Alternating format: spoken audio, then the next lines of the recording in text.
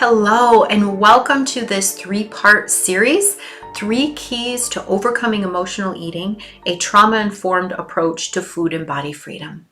I'd like to start us off with a brilliant quote. It says, "Today, me will live in the moment, unless it's unpleasant, in which case, me will eat a cookie."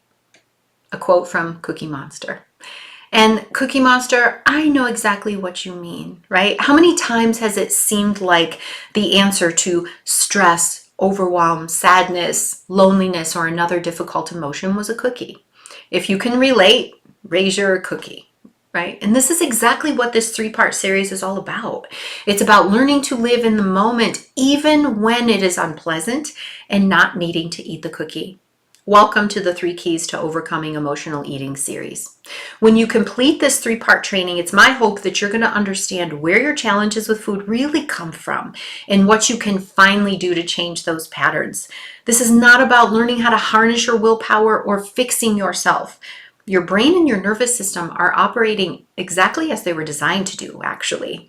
And when you understand how they work, you can harness their power to create change for your life. You can learn how to bring that sense of peace and calm that you want the food to bring you in ways that are aligned with your health and weight loss goals. So let's get started. You're here because you're ready to take charge of your weight, your health, and the way you nourish your body. You're here because you want to feel empowered around food, to make choices that are in alignment with your overall goals. You're here because you want to eat only when you're hungry, stop when you're satisfied, and stop thinking about food all the time. You're here because you want to be able to feel your emotions and navigate life without using food as a way to numb, cope, or avoid. You're here because you want to feel light and vibrant in your body. And most of all, you're here because you want food and body freedom. So during this 3-part video series, I'm going to reveal to you the 3 keys to overcoming emotional eating, such that you can understand why you eat emotionally and how you can become empowered when it comes to your choices around food. You're going to see how you can stop using willpower to overcome your urges, how to change habits, how to calm your nervous system, and feel your emotions without using food to cope and avoid them. So I really do invite you to watch all 3 of these videos because together they offer a more complete picture. I also strongly encourage you to do the integration work for each video. I intentionally made it very small so that you can squeeze it into your busy life, because knowledge is wonderful and it's necessary, but on its own, it does not create the real change you're looking for. I also want to invite you to take advantage of the integration calls or the live coaching calls that are going to be offered that kind of go along with these videos so that you can get your questions answered and really take this information into your life and your challenges. You can really start to implement what you're learning right away. Now, I'm also going to share with you towards the end of this series how you could join the Freedom Emotional Eating 16-week course. This course lays out the step-by-step path to overcoming emotional eating once and for all. So we have a lot to cover, and it's so much good information that I want to share with you. So who am I? Why would you listen to me? They say that we teach what we need to learn, and that was certainly true in my case.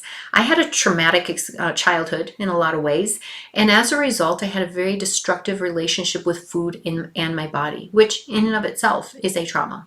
So learning about eating psychology, neuroscience, and more recently, the impact of trauma and chronic stress and how it wires us a little bit differently was all work that I needed for myself as much as it is for the work I now do with people. I noticed very early on in my one-on-one practice that the vast majority of my clients who struggled with binge eating or emotional eating had experienced significant trauma and/or had a lot of accumulated stress. So I realized that understanding the emotional eating and nervous system connection was absolutely key to successfully overcoming food challenges. So I started researching and understanding that connection. I also dove into the world of somatic experiencing and the biology of trauma in order to understand how our bodies, especially our nervous systems, are affected by trauma. I've been fortunate enough to have been taught by some incredible experts in these fields. And now all of the work that I do with people includes trauma-informed practices for the nervous system. It's the foundation upon which all the other necessary steps can be built. Bringing this piece into the work I do with people has made all the difference in the world. People who had been struggling for decades, like I did, are now free with food and body because they learned how to heal from trauma and work with their nervous system. You know, right now, more than 2/3 of Americans are overweight. 40% of all adults fall into the category of obese. Worldwide, more than 40% of adults are overweight. 1 in 5 children are overweight. Additionally, over 90% of individuals have experienced trauma of some kind in their life, right? We all live in a stressed out and chronically overwhelmed society. The majority of us are living with nervous systems that are stuck in survival mode. Now, research clearly links trauma, your nervous system, and eating behaviors. So if we want to solve the obesity epidemic, we must understand this connection and approach the challenge from a trauma-informed lens. This video series is a great start for you to begin to understand why you've tried so hard to change your behaviors with food, but haven't been able to yet. So let's start with key number 1, right? The content of this day's video. Have you ever heard the phrase, what wires together, fires together? What this means is that when you repeat a behavior, or a thought for that matter, your beautiful, efficiency-seeking brain creates a strong neurological pathway for that behavior so that the behavior gets easier and easier to perform every time you do it. In many cases, this is absolutely brilliant, right? This is what allows you to brush your teeth before you go to bed every night. It's what allows you to automatically take your foot off the gas and put it on the brake when you see a yellow light. In fact, at this point, it would be hard not to move your foot to the brake when you see that yellow light, right? Your brain was created such that when you repeat a behavior enough times, it becomes a full-fledged habit, which means that you can do the behavior without even thinking about it. And habits are awesome, unless they're not. What I mean by that is sometimes you might prefer that your brain wasn't as amazingly efficient as it was, like when it comes to emotional eating. Because once those neurological pathways have been established, because you perform the behavior so many times, it feels almost impossible not to eat when you're in a triggered moment. That trigger could be an intense or difficult emotion, a person, an activity like watching TV, a particular type of food, or even a particular type of day, a time of day, right? In those moments, it's like you become a robot and you're programmed to act only one way. This means that one of the biggest reasons why you struggle with emotional eating is as simple as the fact that you've done it many times and your brain has the neurological pathways that lead you to do it automatically. Right? We're going to talk over the next couple of videos about the other 2 big reasons, your nervous system and not knowing how to process your emotions. But today we're focusing on the understanding that your habituated brain believes that whenever certain cues are present, time of day, certain place, being with certain people, being exposed to certain food, certain emotions, the only way to react is to eat. But fear not, because we now have abundant research showing us exactly how to work with your brain instead of fighting against it to break and build habits that serve you better. So we're going to learn how to use stepping stones in order to get the win every day. So let's be honest here, right? How many of you, besides me, have tried to change your habits by jumping in 100% on day 1? All right? It often goes something like this. Okay, starting Monday, I'm going to drink only smoothies. I'm going to get my mail forwarded to the gym because that's where I'm going to be spending most of my time, right? Anybody else ever done anything like that? Yeah. But what I've learned from my own experience, from working with my clients, is that this is the most ineffective approach there is, and it backfires nearly every single time, if not every single time. Jumping all in on day 1 is a form of all or nothing thinking. It's not helpful. Trying to do too much all at once causes overwhelm. It creates a negative response from your brain, and we refer to this negative response as resistance. Your brain is incredibly resourceful, but it's wired to keep you safe. And safe basically means that, hey, if you survive the day, you should continue doing the exact same thing. Your brain isn't concerned whether you're living your best life. It just wants to get you through the next day. Now, in addition, due to past traumas and accumulated stress, something we're going to talk more about in depth in upcoming videos, many of us are living with overwhelmed nervous systems that are stuck in survival mode. And overwhelmed systems do not change.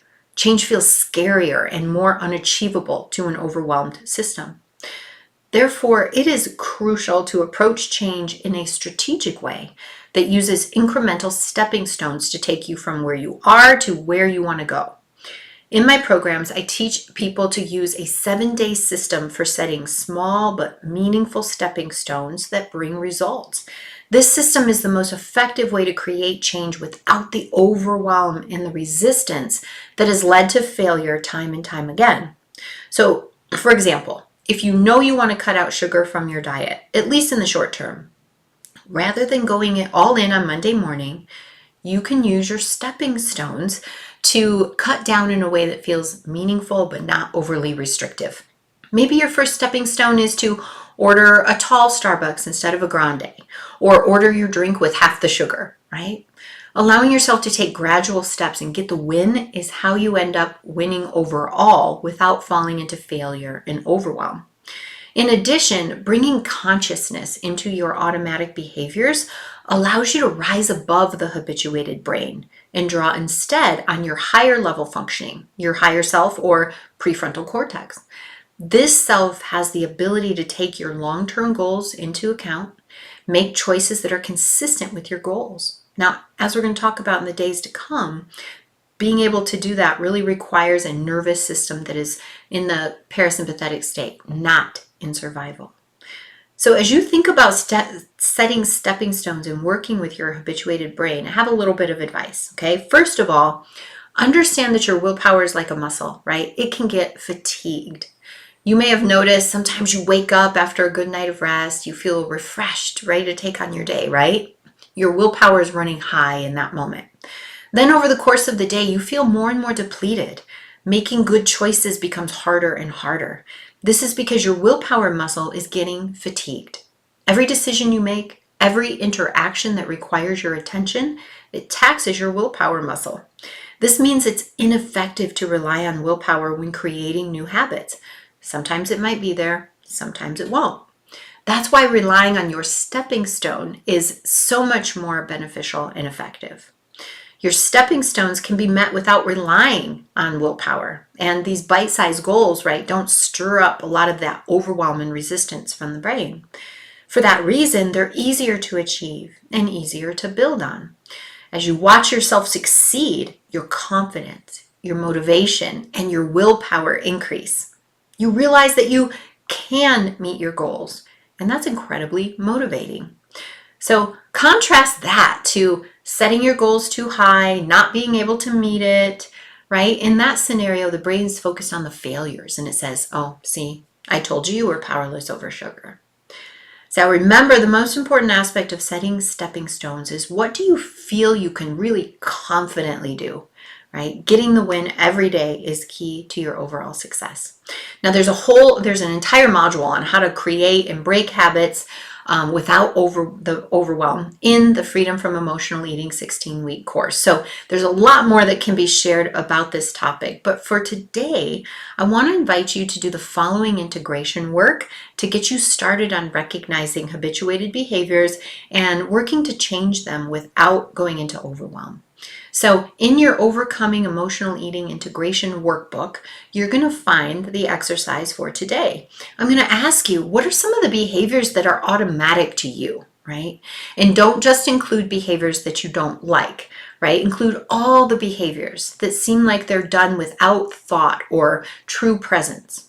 Some examples might be putting your purse or your coat in the closet as soon as you walk in the door, reaching for your phone when you're standing in line somewhere, eating when you're watching TV.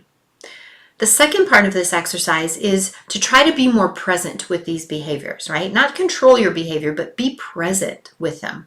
If you can focus your attention on them and really notice what's cueing me to engage in this behavior, then you can slow down enough to intentionally do something else. So for purposes of this exercise, I'll invite you to focus on habits that are easier to work with, right? Maybe putting on your PJs before you brush your teeth, or vice versa, depending on what you normally do. If you normally drink coffee in the morning and then get dressed, see if you can flip that around. It doesn't matter what the activity is. The most important thing is that you try to purposefully bring some consciousness into a behavior that feels very automated for you. By seeing your ability to get conscious, you can see your ability to choose something different. First, you can do it with easy stuff, and then you can move into the more challenging behaviors, such as emotional eating. So, just to recap, today we talked about the fact that willpower and control are ineffective ways to change unwanted patterns with food. We also began talking about the 3 keys to overcoming emotional eating, which are number 1, working with a habituated brain. Number 2, healing trauma, working with your nervous system. And 3, learning to process your emotions rather than needing to run from them. So I want to congratulate you on showing up, making the decision to get to the bottom of your challenges with food. There's nothing more powerful than taking charge of your health and your relationship with your body. And I'm so excited to share the rest of the series with you. Tomorrow, we're going to talk about the second key to overcoming emotional eating, which is a look into past trauma and accumulated stress and its impact on your nervous system and your relationship with food. And I just want to mention again, be on the lookout for the integration sessions, the free live coaching sessions that I'm going to be offering to all of you who want to take this information, put it into your life, and go a little deeper. Thanks for being here, and I look forward to seeing you in the next video.